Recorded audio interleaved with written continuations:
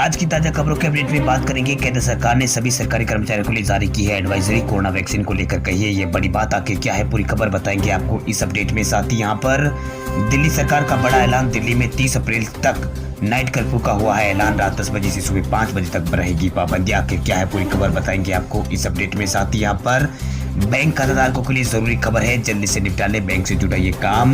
एक बार फिर हड़ताल पर जाने की तैयारी में है बैंक कर्मचारी। आखिर क्या है पूरी खबर बताएंगे आपको इस अपडेट में। साथ ही यहाँ पर बोर्ड परीक्षा देने वाले छात्रों के लिए एक जरूरी खबर है। इसके अलावा यहाँ पर 7 करोड़ व्यापारियों ने किया है बड़ा ऐलान, अब बिना मास्क नहीं मिलेगा सामान। आखिर क्या है पूरी खबर बताएंगे आपको इस अपडेट में। साथ ही यहाँ पर व्हाट्सएप चलाने वाले लोगों के लिए एक जरूरी खबर है। इसके अलावा यहाँ पर ऑनलाइन पेमेंट करने वाले लोगों के लिए एक जरूरी अपडेट है। साथ ही यहाँ पर रेलवे कर्मचारियों के लिए एक बड़ा अपडेट है। साथ ही आज की तमाम बड़ी और काम की खबरों की बात करेंगे इस अपडेट में।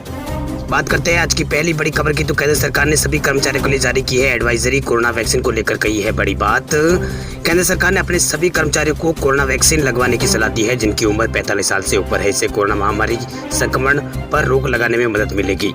वहीं सरकार द्वारा जारी किए गए एडवाइजरी के अनुसार ये कहा गया है कि केंद्र सरकार सभी कर्मचारियों को कोविड के प्रोटोकॉल को पूरी तरह से पालन करने के लिए कहा गया है। वहीं कर्मचारियों को कहा गया है कि वो नियमित तौर पर मास्क पहने और सोशल डिस्टेंसिंग का पालन करें और हाथों को धोते रहे।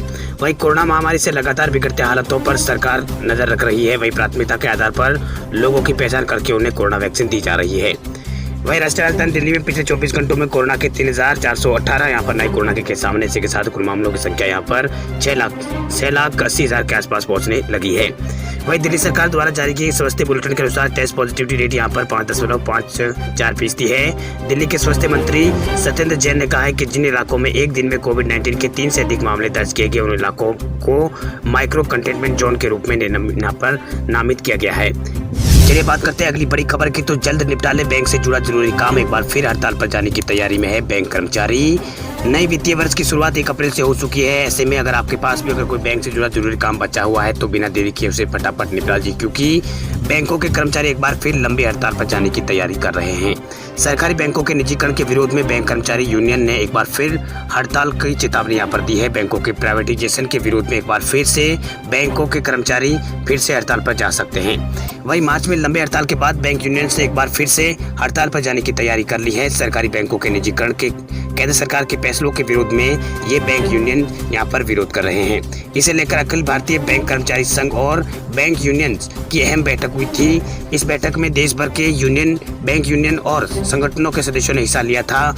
उन्होंने केंद्र सरकार के बैंकों के प्राइवेटाइजेशन का विरोध करते हुए एक बड़े प्रदर्शन की धमकी दी है। वहीं कर्मचारी और बैंक यूनियन ने यहाँ पर लंबी हड़ताल पर जाने की धमकी दी है। इस अखिल भारतीय बैंक कर्मचारी संघ और बैंक यूनियंस की अहम बैठक में सरकार के फैसले के खिलाफ बड़े स्तर पर देश भर में आंदोलन को तेज करने का फैसला यहाँ पर लिया गया है। हालांकि अभी हड़ताल की तारीखों को लेकर यहाँ पर कोई बात यहाँ पर नहीं बताई है कि कितनी अवधि के लिए हड़ताल होगी या फिर कब होगी। इसके बारे में यहाँ पर कोई जानकारी नहीं दी है। आपको बता दें इससे पहले बैंकों का निजीकरण के विरोध में देश के अंदर 15 और 16 मार्च को राष्ट्रीय स्तर पर विरोध प्रदर्शन और बैंकों का काम यहाँ पर ठप किया गया था, जिसका व्यापक असर पड़ा है। इस हड़ताल में देश भर के 10 लाख बैंक कर्मचारी ने उस टाइम में यहाँ पर हिस्सा लिया था 15 और 16 तारीख को। आपको बता दें कि बजट घोषणा के दौरान वित्त मंत्री निर्मला सीतारमण ने IDBI बैंक के अलावा 2 और सरकारी बैंकों के निजीकरण की घोषणा की है, जिसे लेकर कर्मचारी नाराज है। कर्मचारियों को अपनी नौकरी की परवाह हो रही है, नौकरी संकट में जाती हुई नजर आ रही है, उनको ये चिंता और सता रही है। जबकि सरकार का दावा है कि बैंकों के निजीकरण के बावजूद किसी भी बैंक कर्मचारियों की नौकरी नहीं जाएगी। बेहतर निवेश के लिए बैंकों को भारी NPA से उबारने के लिए सरकार ने ये फैसला यहाँ पर किया है। चलिए बात करते हैं अगली बड़ी खबर की, तो केजरीवाल सरकार का बड़ा ऐलान। दिल्ली में 30 अप्रैल तक नाइट कर्फ्यू, रात 10 बजे से सुबह 5 बजे तक रहेगी पाबंदियां। कोरोना के बढ़ते मामलों को देखते हुए केजरीवाल सरकार ने दिल्ली में नाइट कर्फ्यू लगाने का ऐलान किया है। दिल्ली में रात 10 बजे से लेकर सुबह 5 बजे तक नाइट कर्फ्यू रहेगा। यह आदेश तत्काल प्रभाव से लागू होगा और 30 अप्रैल तक ये आदेश यहाँ पर जारी रहेगा। वहीं दिल्ली में पिछले दिनों से कोरोना के मामलों में लगातार इजाफा हो रहा है। राष्ट्रीय राजधानी दिल्ली में सक्रिय मामलों की संख्या बढ़कर 14,000 के आसपास हो गई है। वहीं अब यहाँ पर 11,096 लोग इस महामारी से अब तक यहाँ पर 11,096 लोगों की अब तक मौत यहाँ पर दिल्ली में हो चुकी है कोरोना के कारण। वहीं 6,54,000 से अधिक मामले यहाँ पर कोरोना के आ चुके हैं। वहीं दिल्ली सरकार ने जो गाइडलाइन जारी की है उसके अनुसार दिल्ली में नाइट कर्फ्यू की गाइडलाइन के मुताबिक इस दौरान ट्रैफिक मूवमेंट पर किसी तरह की यहाँ पर कोई रोक नहीं होगी। वहीं प्रिंट और इलेक्ट्रॉनिक मीडिया को भी ई पास के जरिए ही मूवमेंट की इजाजत होगी। वहीं ID कार्ड दिखाने पर प्राइवेट डॉक्टर और नर्स, पैरामेडिकल स्टाफ को भी यहाँ पर छूट मिलेगी। वहीं वैध टिकट दिखाने पर एयरपोर्ट, रेलवे स्टेशन और बस अड्डों पर जाने की यात्रियों को छूट दी जाएगी। वहीं गर्भवती महिलाओं और इलाज के लिए जाने वाले मरीजों को छूट मिलेगी। जो लोग वैक्सीन लगवाना चाहते हैं उनको यहाँ पर छूट रहेगी, लेकिन ई पास उन्हें लेना होगा। वहीं राशन, किराना, फल, सब्जी, दूध, दवा से जुड़े दुकानदारों को ई पास के जरिए ही मूवमेंट की छूट यहाँ पर होगी।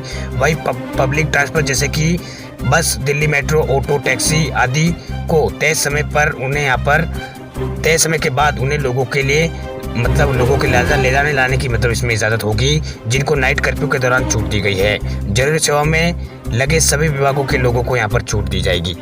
चलिए बात करते हैं अगली बड़ी खबर की। तो UPI पेमेंट अगर हो गया है फेल तो बैंक हर रोज 100 रुपये का देगा हर्जाना। बस करना होगा आपको ये काम। UPI पेमेंट को लेकर एक बड़ा अपडेट आ रहा है सामने। 1 अप्रैल 2021 को नए वित्त वर्ष की शुरुआत हुई है। वही देश के सरकारी और प्राइवेट बैंकों में कामकाज नहीं हुआ है। उसी दिन कुछ बैंकों के UPI और यहाँ पर IMPS ट्रांजैक्शन फेल हुए हैं। ऐसे में ग्राहकों के पैसे भी फंस गए हैं। हम आपको बताने जा रहे हैं कि अगर आपका भी UPI ट्रांजैक्शन फेल हो जाए और तय समय पर आपके बैंक अकाउंट में आपकी जो राशि कटी है वो वापस नहीं, तो आपको क्या करना होगा। वही यहाँ पर NPCI ने एक ट्वीट करके कहा है कि 1 अप्रैल की शाम तक ज़्यादातर बैंक सामान्य हो गए थे।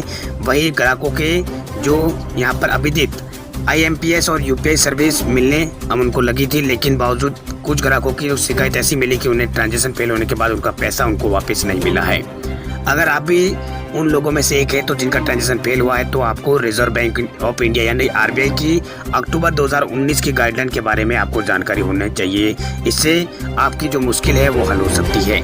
इस सर्कुलर के तहत पैसे के ऑटो रिवर्स को लेकर एक समय सीमा यहाँ पर तय की गई है। अगर आपका पैसा समय सीमा के अंदर यहाँ पर ट्रांजैक्शन का सेटलमेंट वापस आपके खाते में रिवर्स नहीं होता है, वापस नहीं आता है, तो बैंक ग्राहकों को यहाँ पर मुआवजा बैंकों को देना होगा। यानी प्रतिदिन यहाँ पर 100 रुपये का यहाँ पर मुआवजा बैंकों को ग्राहकों को देना होगा। अगर आपने कोई ट्रांजैक्शन किया है और आपका ट्रांजैक्शन यहाँ पर फेल हो गया, जैसे आज यहाँ पर फेल हो गया, तो कल शाम तक अगर पैसा नहीं आता है तो फिर परसों से आपको जितने दिन तक आपके खाते में पैसा नहीं आएगा उस हिसाब से यहाँ पर बैंक आपको मुआवजा देंगे। ये प्रावधान यहाँ पर UPI में किया गया है रिजर्व बैंक ऑफ इंडिया की तरफ से। चलिए बात करते हैं अगली बड़ी खबर की। तो 7 करोड़ व्यापारियों का बड़ा ऐलान, अब बिना मास्क नहीं मिलेगा सामान। कोरोना वायरस के बढ़ते प्रकोप को देखते हुए सख्त नियम अपनाने पर जोर दिया जा रहा है। दिल्ली, मुंबई समेत कई शहरों में नाइट कर्फ्यू लगाया गया है। वही कोरोना के बढ़ते मामलों को देखते हुए अब व्यापारी संगठन कैट ने यहाँ पर ग्राहकों के लिए सख्त नियम यहाँ पर तैयार कर दिया है। कैट ने अब ग्राहकों के लिए मास्क लगाना अनिवार्य कर दिया। यानी अब अगर कोई ग्राहक बिना मास्क लगाए सामान खरीदने जाएगा तो उसे यहाँ पर सामान नहीं मिलेगा, यहाँ तक कि उन्हें दुकान में भी एंट्री नहीं मिलेगी, यानी प्रवेश नहीं मिलेगा।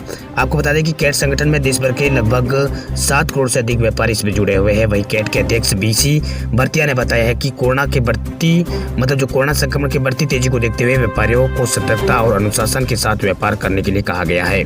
इसके लिए लगातार व्यापारियों से संपर्क करके सोशल मीडिया के माध्यम से समझाया जा रहा है। बाजार में जागरूकता लाने के लिए सभी दुकानों में यहाँ पर फ्लैक्स लगाने अनिवार्य यहाँ पर कर दिया गया है। वही उन्होंने कहा है कि हमारा कर्तव्य है कि हम अपने शहर को सुरक्षित रखें। इसके लिए सबसे पहले अपने स्वयं की कार्य प्रणाली को सुधार करें। साथ काम करने वाले कर्मचारियों को कोरोना से बचाव के जो नियम होते हैं उसको बताएं और यहाँ पर ग्राहकों को भी यहाँ पर समझाएं कि कोरोना बहुत भारी होता है। इसको लेकर यहाँ पर ये बात यहाँ पर कही गई है। बात करते हैं अगली बड़ी खबर की। तो कच्चे तेल की कीमतों में जोरदार गिरावट, जल्द गिर सकते हैं पेट्रोल और डीजल के दाम। अंतर्राष्ट्रीय बाजारों में कच्चे तेल के दामों में गिरावट का रुख है। वहीं ब्रेड का दाम $65 से नीचे आ गया है। ऐसे में उम्मीद की जा रही है कि जल्द ही पेट्रोल और डीजल सस्ता हो सकता है। हालांकि लगातार 7वें दिन भी पेट्रोल और डीजल के दाम यहाँ पर नहीं बदले हैं। वहीं मार्च में पेट्रोल और डीजल की कीमतों में 3 बार कटौती हुई थी। वहीं मार्च महीने में पेट्रोल 61 रुपये सस्ता हुआ है, तो डीजल 60 पैसे यहाँ पर डीजल के भी यहाँ पर घटे, यानी ये भी सस्ता हुआ है। वहीं मार्च महीने में पेट्रोल और डीजल की की कीमतों में 3 बार कटौती की सबसे बड़ी वजह ग्लोबल मार्केट में कच्चा तेल में कमजोरी है। चलिए बात करते हैं अगली बड़ी खबर की। तो बिहार में शिक्षकों के लिए खुशखबरी, अब नहीं लगेगी एक्स्ट्रा ड्यूटी। बिहार में कोरोना वायरस के बढ़ते केसों के बीच सभी सरकारी और प्राइवेट स्कूलों को बंद करने का आदेश दिया गया है। इस बीच शिक्षा विभाग ने राज्य के अंदर काम कर रहे अतिथि शिक्षकों को एक निर्देश यहाँ पर जारी किया है। वहीं शिक्षा विभाग ने अपने निर्देश में कहा है कि अतिथि शिक्षकों को केवल पढ़ाई का मतलब उनसे केवल पढ़ाई से ही काम लिया जाएगा, उनको एक्स्ट्रा किसी दूसरी जगह पर ड्यूटी नहीं लगवाई जाएगी। इसके साथ ही माध्यमिक शिक्षा विभाग के निदेशक ने एक चिट्ठी जारी की है जिसके मुताबिक अतिथि शिक्षकों से कोई भी यहाँ पर काम ना लिया जाए, ऐसी बात यहाँ पर इसमें कही गई है। वही शिक्षा विभाग ने सभी जिला शिक्षा पदाधिकारी और जिला कार्यक्रम पदाधिकारी को कड़ाई से निर्देश का पालन कराने के लिए यहाँ पर कहा है। आपको बता दें कि बिहार में साल 2018 में राज्य के उच्च माध्यमिक विद्यालयों में शिक्षकों की भरपाई के लिए अतिथि शिक्षकों की यहाँ पर नियुक्ति की गई थी। इनकी संख्या पूरे बिहार में 4000 के करीब है। वहीं पिछले साल जब कोरोना के मामले यहाँ पर बढ़े थे, उसके बाद स्कूल कॉलेज यहाँ पर बंद कर दिए गए। इस दौरान यहाँ पर सरकारी शिक्षकों और कर्मचारियों का वेतन यहाँ पर इनको वेतन दिया गया था, लेकिन अब शिक्षा विभाग ने साफ किया है कि अतिथि शिक्षकों को पढ़ाई के अलावा किसी दूसरे जो काम है उसमें यहाँ पर काम में नहीं लिया जाएगा। चलिए बात करते हैं अगली बड़ी खबर की। तो मुंबई में रात 8 बजे के बाद ऑर्डर एक्सेप्ट नहीं करेंगे जोमेटो और स्विगी, जारी हुआ है स्टेटमेंट। महाराष्ट्र में लगाई गई नाइट कर्फ्यू के मद्देनजर जोमेटो और स्विगी राज्य में शाम 8 बजे के बाद राज्य सरकार की सख्ती यानी बंद की घोषणा के बाद ऑर्डर नहीं ले रहे हैं। कड़े उपायों के साथ महाराष्ट्र सरकार ने नाइट कर्फ्यू की घोषणा की और वीकेंड लॉकडाउन लागू करने की यहाँ पर बात कही है। अपडेट के अनुसार कर्फ्यू रात 8 बजे से सुबह 7 बजे तक ये कर्फ्यू रहेगा। विशेष रूप से जोमेटो और स्विगी दोनों सरकारी आदेशों पर काम कर रहे हैं। नया आदेश 30 अप्रैल तक लागू रहेगा। आपको बता दें कि यूजर्स को अधिसूचना जारी करते हुए फूड डिलीवरी ऐप्स ने ग्राहकों को सोमवार रात को 8 बजे पहले अपने ऑर्डर डिलीवर करने के आग्रह यहाँ पर किया था। मुंबई में जोमेटो और स्विगी यूजर्स भी फूड डिलीवरी ऐप्स से ऐसे मैसेज मिले जिनमें कहा गया था कि फूड डिलीवरी सर्विसेज रात को 8 बजे के बाद यहाँ पर ऑर्डर स्वीकार नहीं कर सकती है। भाई जोमेटो और स्विगी दोनों ने मुंबई में रात 8 बजे के बाद इन ऐप्स में यहाँ पर मैसेज ये ऐप दिखने का शुरू हो गया है। मतलब इस ऐप के अंदर ये मैसेज यहाँ पर दिखना शुरू हो गया है कि रात 8 बजे के बाद आपका कोई भी ऑर्डर एक्सेप्ट नहीं किया जाएगा।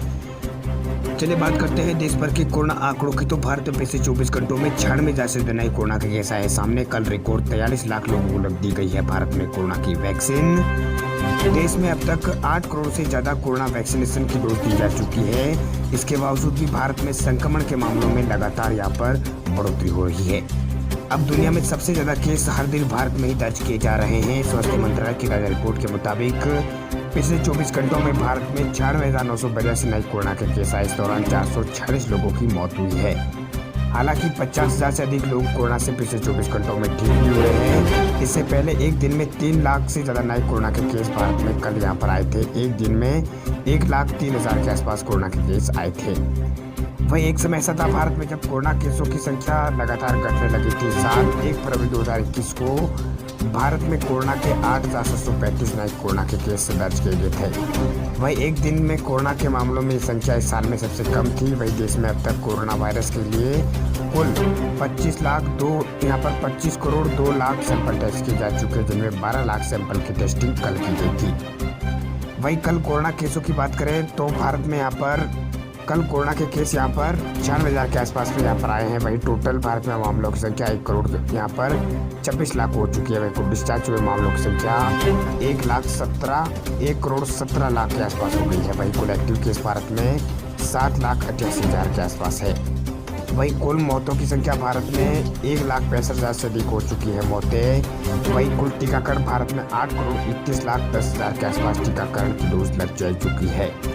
वहीं राजधानी दिल्ली में कोरोना वायरस संक्रमण के मामलों को बढ़ते देखते हुए दिल्ली सरकार ने यहाँ पर कई तरह की पाबंदियों का ऐलान कर दिया है, यानी नाइट कर्फ्यू वगैरह लगा दिया है दिल्ली के अंदर। पहले हमने आपको बता चुके हैं कि दिल्ली के अंदर यहाँ पर लॉकडाउन की स्थिति है, इसलिए दिल्ली सरकार ने पहले यहाँ पर कर्फ्यू लगा दिया है। वही एक सरकारी अधिकारी ने बताया है कि रात्रिकालीन कर्फ्यू लगने के यहाँ पर जो रात्रिकालीन कर्फ्यू है उसको लगाने के प्रस्ताव पर विचार किया जा रहा है। इस पर विचार से बातचीत यहाँ पर चल रही है। साथ ही कर्फ्यू के समय पर भी विचार किया जा रहा है कि कितना ये कर्फ्यू का समय रहेगा। वही इस देश में इस वक्त सबसे ज़्यादा मामले महाराष्ट्र से सामने आ रहे हैं। इसके अलावा पिछले 24 घंटों में 43 लाख लोगों को दी गई है कोरोना की वैक्सीन। भारत में कोरोना वैक्सीनेशन का प्रोग्राम की शुरुआत यहाँ पर भारत में कोरोना वैक्सीनेशन की शुरुआत 16 जनवरी को हुई थी। वही 5 अप्रैल तक देश भर में कुल 8 करोड़ 31 लाख लोगों को कोरोना की दवाई मतलब टीका यहाँ पर लगाया जा चुका है। वही देश में कोरोना मृत्यु दर 1.31% है, जबकि रिकवरी रेट भारत में 93% है। वही एक्टिव केस बढ़कर भारत में 6% हो गए हैं। वही कोरोना एक्टिव केसों के मामले में भारत 5वें स्थान पर आ गया है।